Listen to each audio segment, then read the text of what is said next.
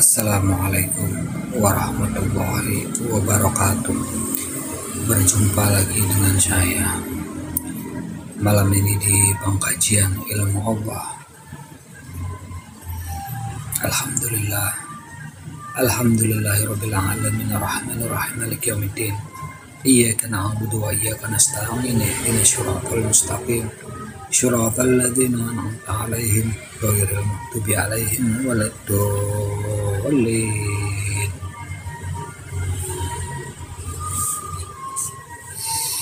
Kali ini saya akan mencoba membahas tentang cahaya nur Allah. Cahaya nur Allah. Nur Allah itu sifatnya qadim, tidak boleh ditengok, tidak boleh dilihat dengan mata. Nur Allah itu, nur hidayah itu, nur keilmuan, cahaya keilmuan, tidak boleh dilihat dengan mata zahir, tidak boleh kelihatan dengan biji mata. Cahaya Allah itu, nur Allah itu tidak boleh dan tidak akan boleh kelihatan oleh mata zahir. Itu boleh kelihatan dengan hati kita, rasa kita, karena nur Allah itu, nur hidayah itu, nur keilmuan daripada Allah itu sifatnya qadim.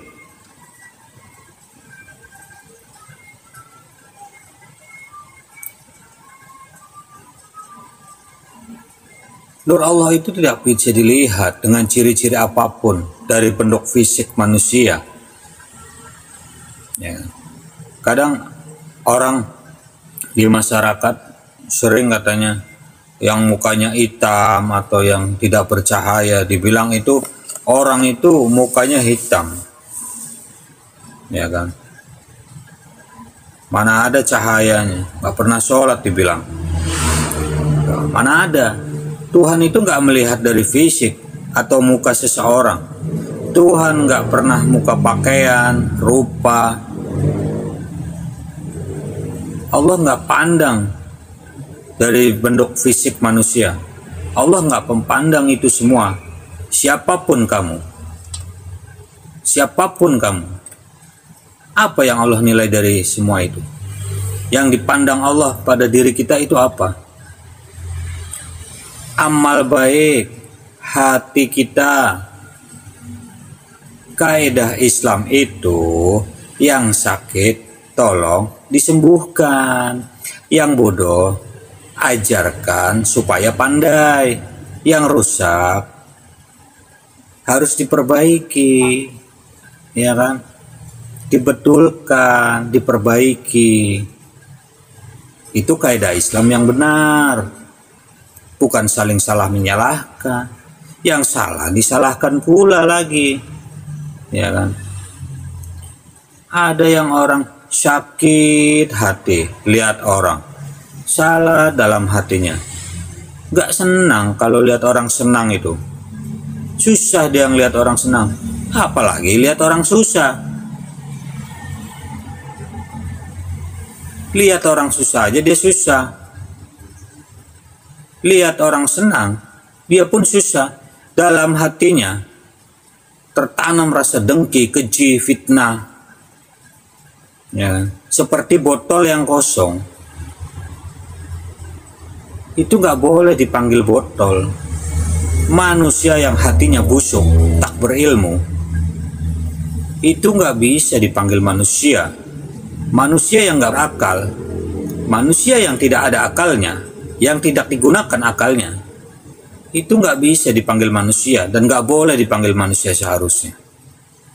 Sebab manusia itu satu kesatuan.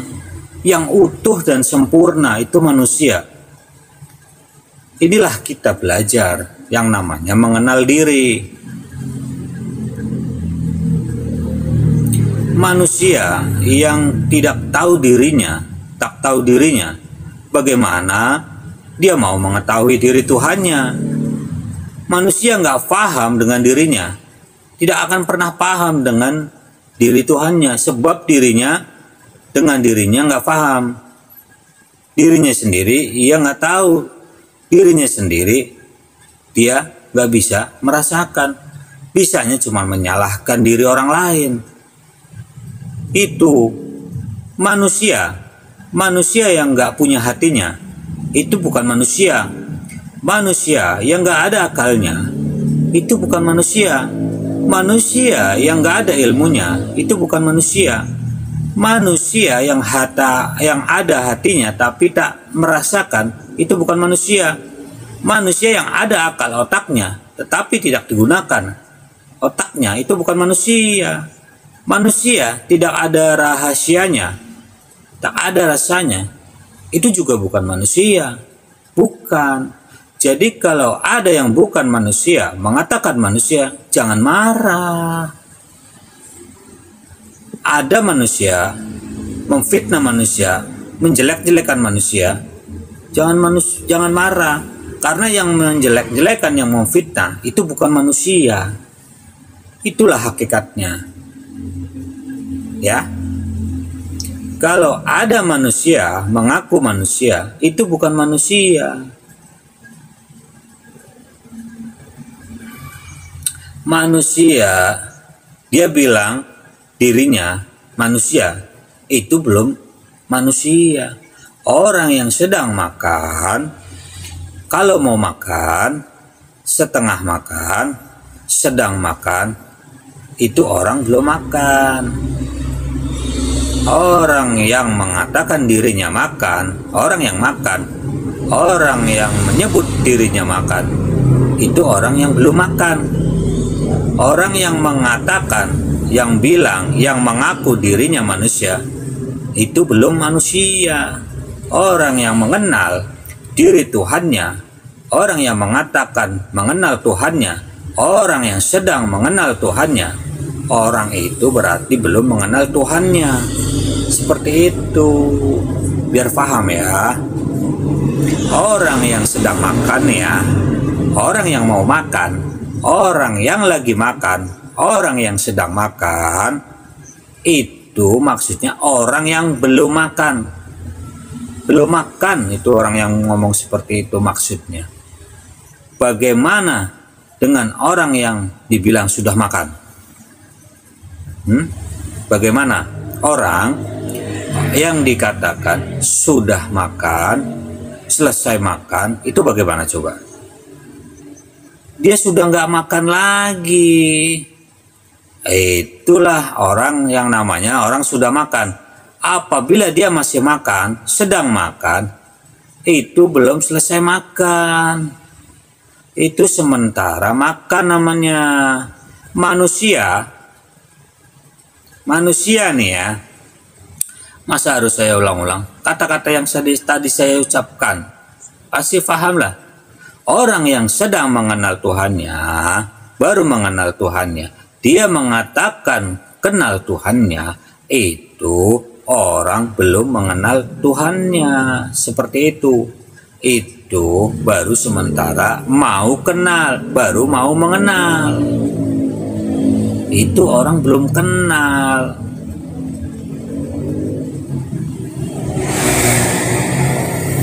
Paham ya?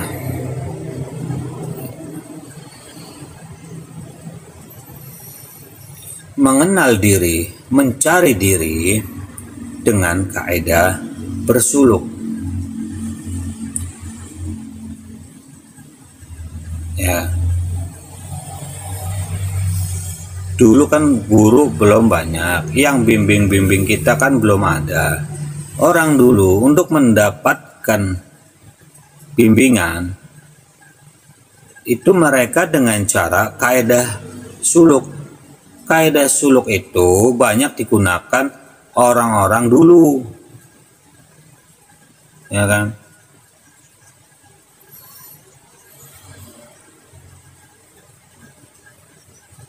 Orang-orang dulu yang memakai ilmu ini, ilmu tua dalam kajian Islam, orang yang sudah lulus ilmu suluk ini nggak boleh dibunuh. Tapi orang yang belum tamat, orang yang belum lulus dalam kaidah suluk itu banyak dulu, ya kan, dibunuh, dibuang, disiksa. Sebab apa? Orang yang nggak suka dengan orang yang mengenal Tuhannya, orang yang tak suka dengan orang yang mengenal Tuhannya, itu siapa? Setan ini paling tak suka dengan bab ini. Dia nggak mau kita tuh mengenal Tuhan. Makanya orang-orang dulu banyak yang lari, pergi keluar masuk kampung, ke hutan dengan cara bersuluk, dengan mencari dirinya sendiri. Sebab dulu guru gak ada, jarang orang yang paham. Tapi kalau guru yang sebenar-benar guru itu nggak boleh disiksa, nggak boleh dibunuh. Yang sebenar-benar guru itu nggak boleh. Cobalah, fitnahlah dia, kejilah dia, lambat atau cepat Tuhan akan marah kepadanya. Orang yang sebenar-benar waras, orang-orang yang benar-benar guru, orang yang benar-benarnya guru itu nggak boleh difitnah, nggak boleh dikeji, ya. Sebab dia ada karomahnya, Allah sayang kepadanya. Dia difitnah, dicaci maki nggak marah. Apapun orang bilang kepadanya, dia nggak akan pernah marah.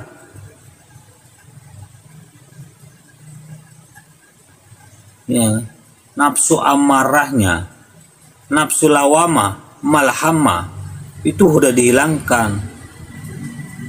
Kalau mau belajar bab suluk harus dilakukan.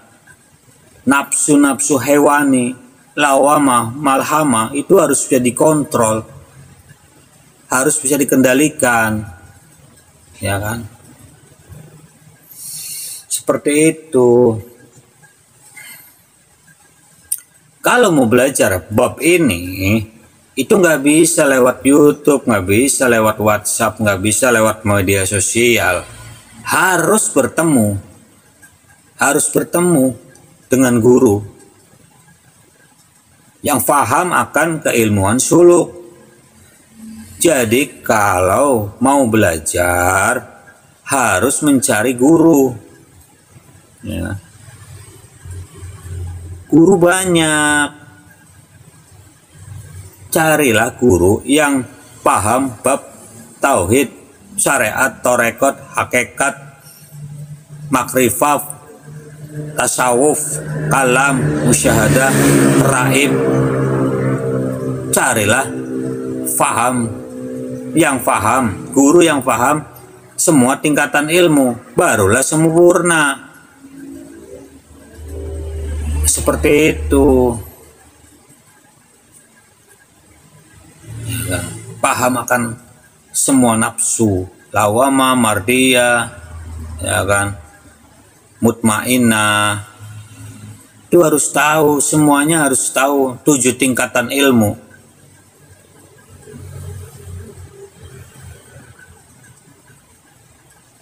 Innalillah wa ilaihi raji'un. Ini yang saya sedang belajar, ya kan?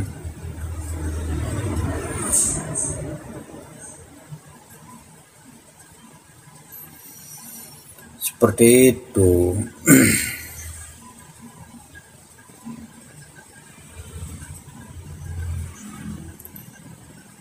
Di mana katanya? Ada yang tanya kepada saya belajar di mana, dibilang sanadnya Sayyidina Ali. terus ke Rasulullah Sayyidina Muhammad Rasulullah Sallallahu Alaihi Wasallam.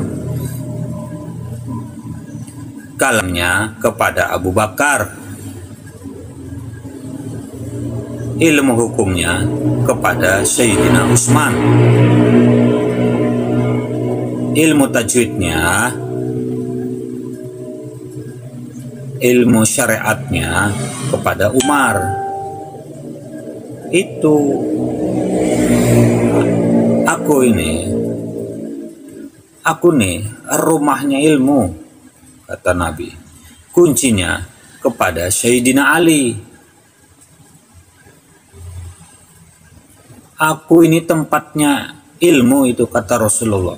Aku ini tempatnya ilmu. Kuncinya ada pada Sayyidina Ali. Jadi kalau ada guru yang paham syariat, nggak paham makrifat, bercelarut, apa carut marut, jadi berisik gitu. Begitu juga guru yang paham makrifat, nggak paham syariat, itu juga beradu, carut marut. Guru yang paham makrifat, lihat orang syariat, ya, dibilang salah, sebab dia nggak pernah makan ilmu syariat ini. Orang makrifat juga berjumpa dengan orang musyahadah, disalahkan pula, sebab nggak pernah bertemu, kelihatan pun nggak pernah, bagaikan setan lihat jin, ya, dibilang kau ini apa ini, lainlah kau ini, ya sama. Begitupun sebaliknya. Nah, seperti itu. Jadi kacau, banyak orang. Pernah lihat nggak jin dan setan berantem? Berantem itu cekcok, adu mulut atau bagaimana? Pernah nggak dengar? Pernah lihat? Setan mengajarkan ilmu syariat, jin mengajarkan ilmu makrifat. Ini saya nggak bilang orang, saya ini bercerita jin dan setan. Saya bilang jin dan setan, bukan manusia. Jadi manusia yang merasa manusia jangan marah. Setan mengajarkan ilmu syariat, ada jin mengajarkan ilmu makrifat. Berantem, berdebat, kata setan ini, hai jin, ilmu kau tuh salah. Ini yang saya ceritakan, ini setan. Mengapa pula manusia yang marah? Ya, kalau kau marah, berarti kaulah setannya. Kalau jin marah, saya nggak bercerita ustadz, nggak bercerita guru ulama. Saya bercerita ada setan mengajarkan ilmu syariat, ada jin mengajarkan ilmu makrifat.